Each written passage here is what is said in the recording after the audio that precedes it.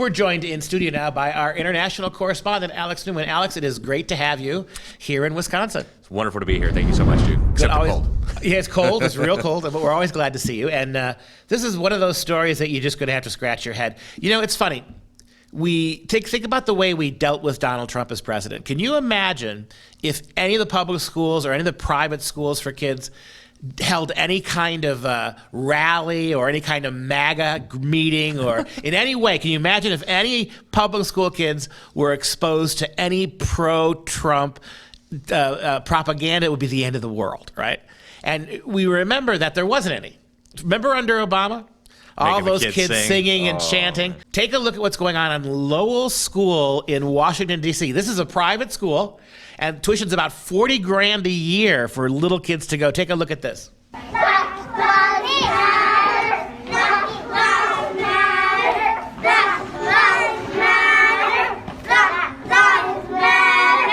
It is insane. I've got a 5-year-old at home who's about the age of those poor kids, can't tie his shoes yet. Can you imagine anybody had a 5-year-old kid marching around supporting Donald Trump, like you said, or pro-life? Oh my goodness, it's child abuse. They'd call the CPS. It'd be an absolute dumpster fire, and yet these poor parents paying $40,000 a year are having their kids brainwashed into a Marxist cult. I mean, the founders of BLM admit they're Marxists. Yeah, and there's no way children that age know what they're even marching about. No. I mean, this is using children in your grown-up vanity. I can't think of it. It's criminal in some ways. It's criminal. It's age inappropriate. It's an abuse of everything education should stand for, and but it's just creepy on top of everything else. This is what you expect to go on in places like China, right? Yeah. Where everybody sings their paeans to the dear leader and grows up to be fascist communists, right?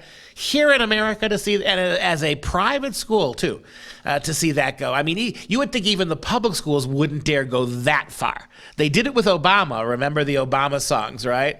But this is pretty shocking. Has there been any blowback once this video has hit the news? Yeah, there has been a lot. It really has become a national scandal, but this is actually a national phenomenon. This video did come out, and it made a big scandal, but the Black Lives Matter cabal, if you will, they have what they call the Black Lives Matter Week of Action.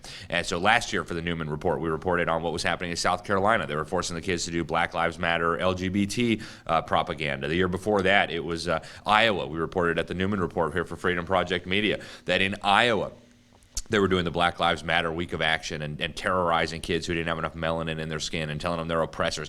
And if you go to the Black Lives Matter Week of Action website, they'll tell you we're promoting globalism is the term they use, feminism, queerness, transgenderism. Really, this is Marxist indoctrination in the truest sense of the term, in that the founders of this movement are literally self-proclaimed Marxists. One of them went down to go pose with the mass-murdering dictator of Venezuela. To have kids participate in this is just, it's so sick. So there is blowback, of course, across the country. What in terms about D.C.? Have any of the parents who are paying a lot of money to send these kids in, has there been any blowback locally?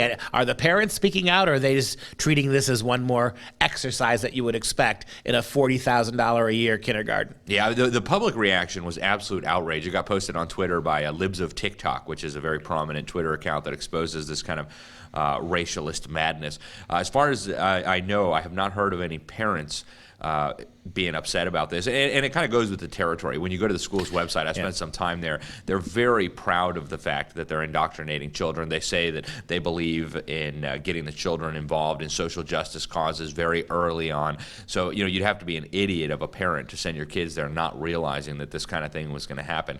But these, to be clear, are the children of the Washington, D.C. elites and the future elites who are being brainwashed to serve as kind of leaders of the brainwashed zombies. It's terrifying. Go back to the public schools. This is a private school, so I suppose they have greater latitude, right? I mean, they can just basically tell parents, don't come if you don't like it. Yep. Right? But this isn't the public schools. But in the public schools all across the country, they're observing this Black Lives Matter week. Some of the more extreme things you mentioned over the last couple of years, but even much more, not nearly as revolutionary, but still indoctrination going on. What is it about Black Lives Matter? With all the scandals, you've got banks holding some of their money now. You've got investigations taking place at the highest level of Black Lives Matter because There doesn't seem to be anybody in control of the money. There are no best practices. It seems like there's a lot of skimming going along, people not paying their taxes. What is it about Black Lives Matter? Are schools and businesses just too stupid? When they don't see the politics of this, they're dumping all this money into Black Lives Matter. And like you said, go to their website. There has very little to do with race there.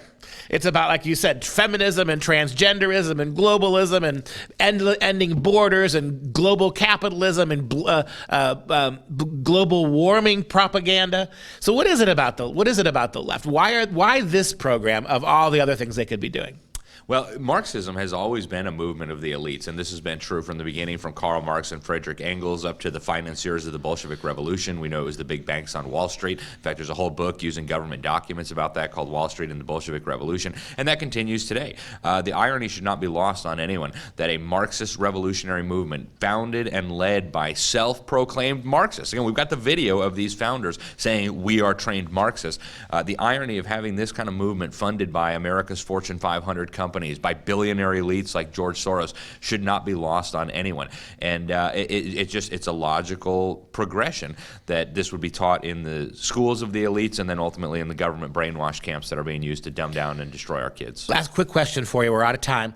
Is there anything parents can do in the public schools when this kind of stuff shows up other than pull their kids out? Is there any clout or any legislation that might stand by them for the politicization of public schools? Well, people have been working on that for 60 years, and it has been, it's the equivalent of banging your head against the wall. Nothing changes at all, period. And, we've got mutual friends who've been working on this, who've served as the superintendent of public instruction for a whole state. It's just when you get it from the school district, they'll go around and come through the state. When you get it through the state, they'll go around and come through the school district. They'll come through the unions. They'll come through the teacher training programs. This poison, this rot, is now completely infested in the system. There's no way to get it out, I don't think, except to get your children out. You can try, and if you get really lucky, you might get your school district to ban critical race theory and BLM, but they'll just do it anyway.